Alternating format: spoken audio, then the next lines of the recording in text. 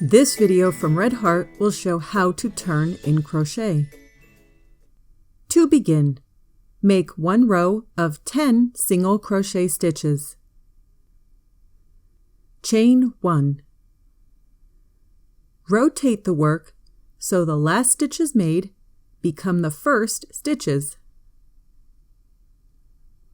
This begins row 2.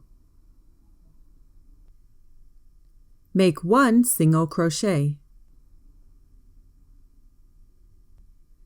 This time, insert the hook under both loops.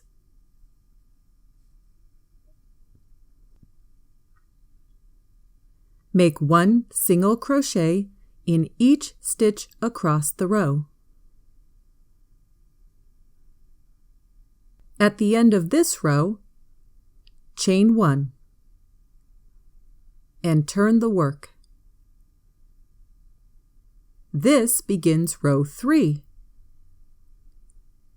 Continue making stitches and rows according to the pattern.